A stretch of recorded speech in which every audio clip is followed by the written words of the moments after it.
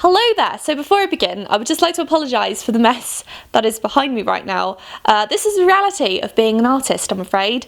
You know, I usually clean it up to make it look presentable, but you know what? This is the reality of when you're drawing. You cannot be organised. Anyone that says they're organised when they're drawing is lying to you. Today I'm going to be talking about 10 things you should never say to an artist, and I would love to hear your thoughts on this as well as I talk through them. So yes, I'll get into the video now, and I hope you like it.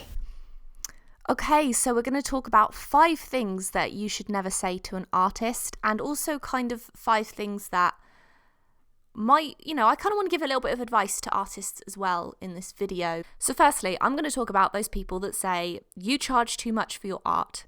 This is something I see time and time again, especially on Twitter. I see a lot of artists sort of showing private messages between people that are asking for commissions, like, oh, how much would this cost? How much would that cost? And they'd be like, are you serious? Why are you charging so much? That's ridiculous.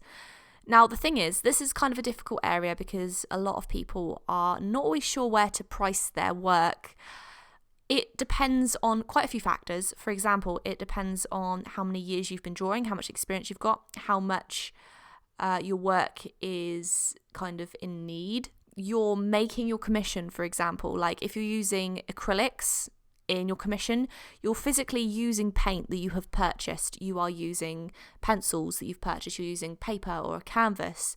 You're using, brushes. You're using a whole bunch of stuff that you yourself have out of pocket paid for. So you always need to take into account how much, like a percentage of those supplies you are using on your pieces. And this, this always has to go into account. It always has to go into account as well how much time you've spent on the piece.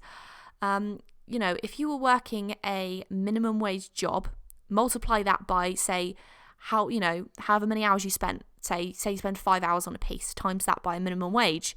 What you have at that point, in my opinion, you need to charge a lot more than what you get from that figure. Maybe not a lot more if you haven't got a lot of experience, but you should never work for less than minimum wage in, at least in your area. Obviously, you feel like, I don't want to overprice myself. You also don't want to underprice yourself. So really, it's just what you're most comfortable with, but just never undersell yourself. Never forget that you are spending out of pocket for these supplies. Next, we're going to be talking about the people who, I've had a couple of these in the past, saying, you've been drawing for 7 years and that's what you've got to show for it. It's very insulting when people think it's their right to just leave a comment like that. This is not remotely constructive.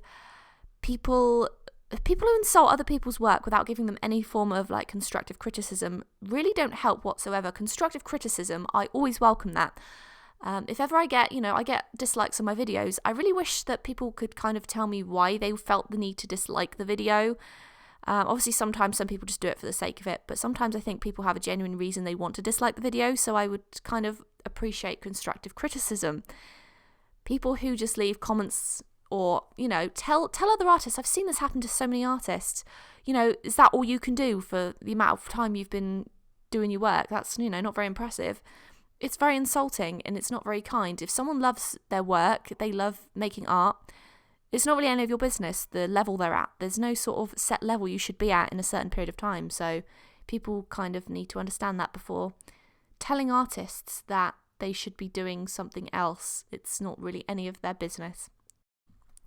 Okay, so this next one actually kind of happened last week. I made a piece that I really wasn't happy with, and I made probably a bit too much of a point of saying, oh, this is bad, I'm really not happy with this. And people were so lovely. They were like, but I really liked it. I thought, you didn't, I thought it was okay. People were really sweet. And there were also people that were being really lovely, but also putting their own work down because I was kind of putting mine down. They were sort of saying, well, if I thought this was good, so if you think that's bad, mine must be terrible. And I felt really bad because that's really not the way I wanted anyone to take it at all. And really this just stems down to people, there's no need to compare your work to other artists. I just personally knew that I could do better because I've been drawing for 8 years nearly. And I just was like, you know what, I'm really not proud of this. I know I could do better. And I was just kind of being honest about that because I feel like there's a lot of young artists that follow me, and I like to share my work, whether it's good or bad, in my opinion. because I don't want anyone thinking that, your work always has to be spot on, perfect all the time, because it really doesn't. And I just kind of wanted people to know that. So yeah, please try not to compare your work to other artists. We're all kind of at different experience levels. There's no work that's, any better than another. And just because one artist may not be happy with their work doesn't mean that you have to kind of put yours down too. Okay? Because you're all awesome. You really don't need to do that. So try not to compare yourselves. I know it's easier said than done, but honestly, you look at other people's work that you admire as a point of growing instead of a point of, I'm going to give up because I can't, do that. Just use it as inspiration to get better yourself. Next, the people that literally just say, that's not very good. It doesn't look very realistic. Now, this is something that I see a lot on artists that make more stylized pieces. And whenever I've made stylized pieces or cartoony pieces, you always get the odd comment or, mention from someone, oh, that's not very realistic. What's going on? It's, it doesn't look right. Artwork does not have to be photorealistic for it to be art, for it to be good. A lot of people don't seem to realize this, that Picasso made abstract art. Abstract art is not remotely photorealistic, but it's still a really cool art style that people love to do. So, people don't seem to realize that just because something's not photorealistic or, completely accurate, that it's not good, because it's still art. If you're enjoying yourself, what does it matter what other people think?